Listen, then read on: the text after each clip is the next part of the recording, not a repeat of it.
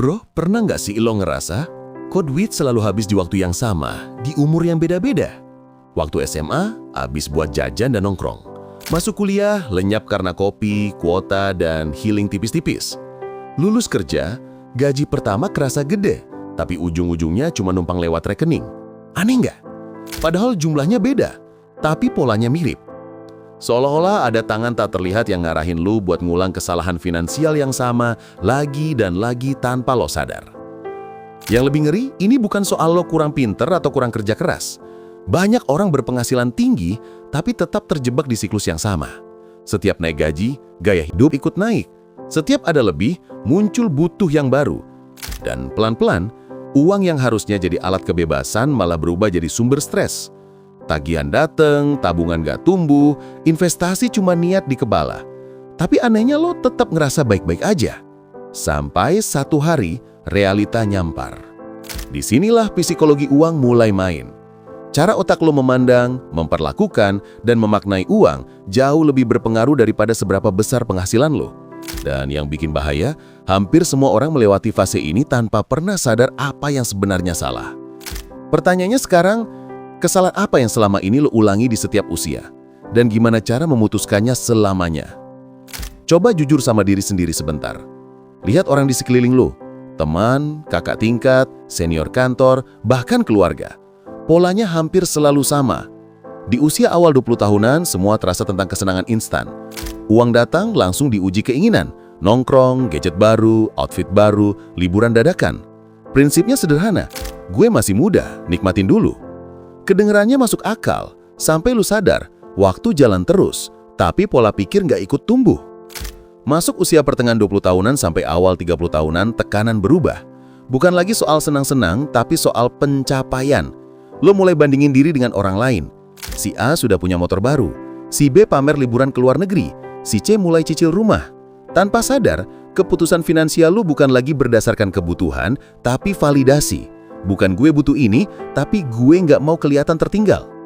Yang bikin ini berbahaya, sebagian besar keputusan itu terjadi otomatis, nggak lewat proses berpikir panjang, cuma respon emosional yang dibalut alasan logis.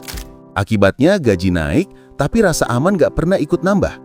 Tabungan ada, tapi tipis. Dan di titik ini, banyak orang mulai bertanya dalam diam, sebenarnya gue salah di mana? Padahal mungkin bukan di jumlah uangnya, tapi di cara pikiran lo memperlakukannya. Kalau dibedah pelan-pelan, masalahnya bukan cuma soal kurang nabung atau terlalu boros. Itu cuma gejala di permukaan. Akar aslinya ada di cara otak lo merespon uang secara emosional. Otak manusia memang gak didesain buat mikir jangka panjang secara konsisten. Ia lebih suka kepuasan cepat dibanding manfaat besar yang datang belasan tahun lagi.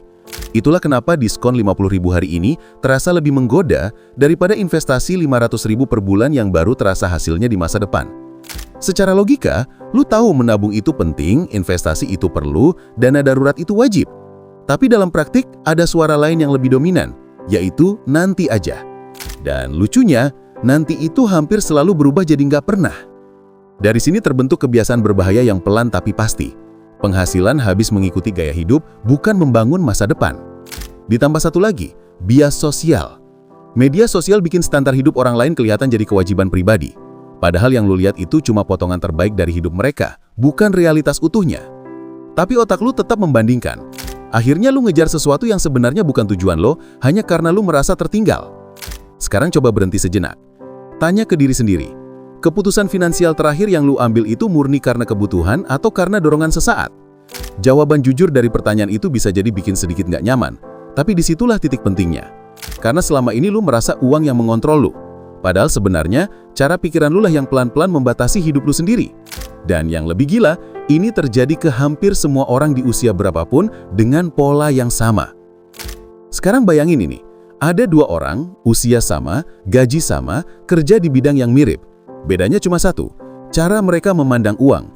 Orang pertama, setiap kali dapat uang otaknya langsung mikir, gue bisa beli apa? Orang kedua, setiap kali dapat uang, pertanyaan pertamanya justru, uang ini bisa bekerja apa buat gue? 10 tahun kemudian, jaraknya bukan cuma soal saldo rekening. Yang satu masih panik tiap akhir bulan, yang satu mulai punya pilihan dalam hidup. Bukan karena dia lebih pinter, bukan juga karena dia lebih beruntung, tapi karena sejak awal dia sadar satu fakta yang jarang dibahas. Uang itu bukan cuma alat tukar, tapi cermin dari cara berpikir lo.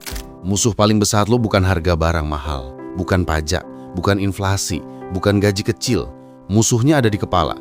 Cara lo membenarkan pembelian impulsif. Cara lo bilang, ya gak apa-apa sekali ini doang. Padahal sekali ini udah terjadi ratusan kali di umur yang berbeda dengan bentuk yang selalu berubah. Dan sekarang, pertanyaan terpenting muncul. Jika selama ini yang salah adalah pola pikir, berarti solusi sesungguhnya bukan cuma cari uang lebih banyak, tapi membongkar cara lama lo memandang uang itu sendiri. Di titik inilah semuanya mulai berubah. Kalau lo cukup berani buat jujur sama diri sendiri. Dari semua yang barusan kita bahas, benang merahnya cuma satu. Uang mengikuti pola pikir, bukan sebaliknya. Lo bisa punya penghasilan besar, peluang bagus, bahkan pengetahuan yang cukup. Tapi kalau cara lo memandang uang masih sama seperti versi lama diri lo, hasilnya akan tetap berulang.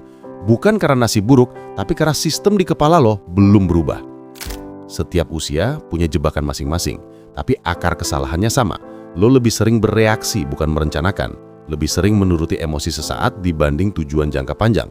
Dan selama keputusan finansial lo masih dikendalikan perasaan, angka di rekening cuma akan jadi tamu singkat, bukan fondasi masa depan. Prinsip utamanya, kebebasan finansial bukan dimulai dari berapa besar uang yang lo punya, tapi dari seberapa dewasa cara lo berpikir soal uang itu sendiri. Saat mindset berubah, pilihan berubah. Saat pilihan berubah, arah hidup ikut berbelok. Karena sekali lo paham cara kerja uang, lo nggak cuma lebih hemat, tapi lebih sadar arah hidup lo mau dibawa kemana. Sekarang masuk ke titik balik yang sebenarnya. Solusi. Bukan solusi ala motivasi kosong, tapi langkah nyata yang bisa langsung lo jalanin bahkan mulai hari ini juga. Kuncinya bukan di jumlah uang, tapi di kesadaran sebelum bertindak. Hampir semua kesalahan finansial lahir dari keputusan otomatis. Lo nggak kepikiran kenapa, lo cuma langsung pengen. Maka langkah pertama yang harus lo latih adalah jeda. Setiap kali muncul keinginan beli sesuatu, berhenti 10 detik dan tanya ke diri sendiri, ini bikin hidup gue lebih baik atau cuma bikin gue merasa lebih baik sebentar? Pertanyaan ini sederhana, tapi efeknya besar. Langkah kedua, berhenti mengandalkan sisa. Menabung dan investasi bukanlah sisa dari pengeluaran, tapi prioritas sebelum pengeluaran. Begitu uang masuk, bagi minimal 3 bagian, kebutuhan, masa depan, dan fleksibilitas. Sekecil apapun nominalnya, yang penting konsisten. Otak lu butuh dilatih bahwa bagian masa depan itu sakral, bukan opsi, tapi kewajiban.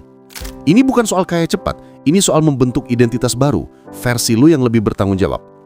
Langkah ketiga, dan ini yang paling sering diabaikan, kenali luka psikologis di balik pengeluaran lo. Banyak orang belanja bukan karena butuh barangnya, tapi karena butuh pelarian, dari stres, dari rasa kurang, dari rasa tertinggal.